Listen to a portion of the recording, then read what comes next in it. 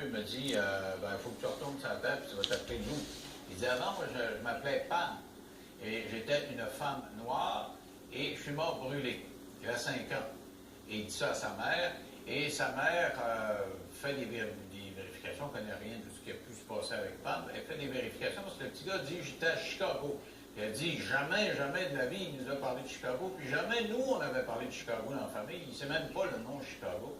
Et elle a vérifié en pitonnant sur Internet. Et il y avait eu dans les années 90 une tragédie. 19 personnes étaient mortes dans un incendie, dont une Pamela. Et elle était noire, elle avait une trentaine d'années. Donc, cette femme et toute la famille est sidérée. Est-ce que c'est un hasard? C'est de la manipulation? Est-ce qu'elle est sérieuse? On va parler de ça avec France Gauthier. Salut, France. Salut, amis. Comment tu as réagi en voyant ça? Toi, tu dois être contente, ça prouve tes points, là, mais j'aurais des questions subséquentes à poser. Alors, comment tu as réagi? Je te dirais que ça n'a rien à voir avec ça prouve quoi que ce soit. Là. Pour moi, là, c'est comme check. Là. Ça fait des années que je fais des recherches là-dessus, puis c'est un sujet auquel je m'attarde presque plus parce que je l'ai vraiment beaucoup exploré il y a quelques années. J'ai lu des centaines de livres à un moment donné. Là, je suis devenue bien boulimique. Là, puis là-dedans, j'avais lu plusieurs livres sur la réincarnation, plusieurs livres écrits entre autres par des hypnologues. Il y a beaucoup de recherches qui ont été faites par des hypnologues ou des hypnothérapeutes, dont Dolores Cannon, qui est une Américaine qui a écrit des dizaines de livres sur les recherches qu'elle a faites. Elle a travaillé pour l'armée américaine, puis après ça, elle a continué dans une pratique privée. Et elle, en hypnose, elle a amené des gens à revivre des vies qu'on appelle des vies antérieures, en tout cas sur une autre ligne de temps. Et ça a tout été documenté. J'avais lu un livre à l'époque, entre autres, d'un hypnologue, justement, qui avait recensé plein d'enfants qui parlaient de vies qu'ils avaient vécues dans d'autres époques et qu'ils avaient été capables de retrouver des preuves de ça en allant dans les archives des municipalités, en allant en allant fouiller. Ce qui fait que pour moi, à un moment donné, c'est devenu un petit peu comme la pluie et le beau temps. Là. Mais, je te dirais que cette histoire-là, parce qu'elle est rentrée dans les médias, là, parce qu'en dehors de ça, là, il y a des centaines d'histoires comme l'histoire du petit Luc. Tu parles des enfants, et j'ai eu Jean Cazot qui a écrit un livre là-dessus, là, puis il disait que les enfants vont souvenir de vie antérieure, à un moment donné, ça disparaît. Oui. Or, dans le cas qui nous occupe, le petit Luc, et c'est ça qui fait qu'on a trop un doute, là, je veux dire, ça peut être arrangé avec le gars des rues. Là, il a 5 ans. Un petit peu plus âgé que 5 ans maintenant. Et là, sa mère témoigne, va voir les journalistes, puis dit, écoutez, il a dit ça, mais il ne s'en rappelle plus. Il était à 2 ans, 3 ans. Et à 2 ou 3 ans, il a commencé à nous parler. Aussitôt qu'il a commencé à être capable de parler, et il a commencé à prononcer ça, mais là, on n'a pas de preuves, on ne le sait pas. Écoute, ça se peut que celui-là a été manipulé. Moi, je ne peux pas commenter ce cas-là parce que je n'ai pas tous les détails, là, mais je peux te dire que cette histoire-là du petit Luc, elle a été écrite des centaines de fois dans différents livres par différents thérapeutes ou des gens qui ont fait des recherches là-dessus.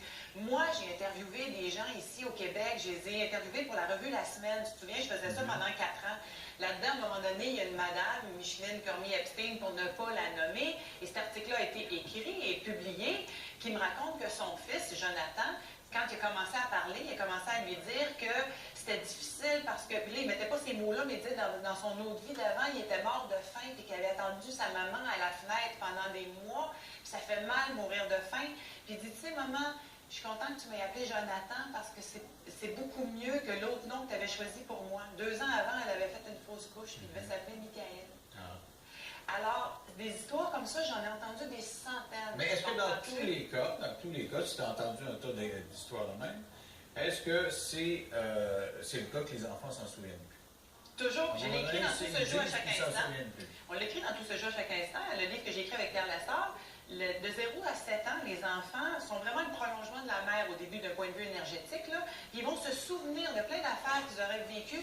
Ce que nous autres, on va appeler les petits amis imaginaires, là, ben, des fois, là-dedans, il y en a qui ne sont pas si imaginaires que ça.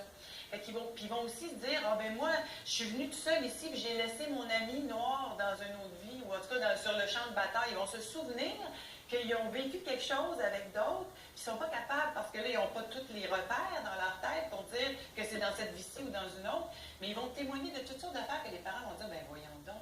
Et moi, j'ai des amis qui m'ont parlé de leurs histoires avec leurs enfants. C'est sûr, là, je suis comme une porte tournante. Tout le monde vient me raconter ses histoires de fantômes, ses histoires de vie antérieure. Tu passes à la télé, tu viens nous parler de fantômes. Mais c'est fascinant parce que c'est le fun que je puisse recenser tout ça aussi d'une certaine façon. Et je peux te parler de mon cas à moi. Parce qu'en faisant les entrevues, j'ai fait 250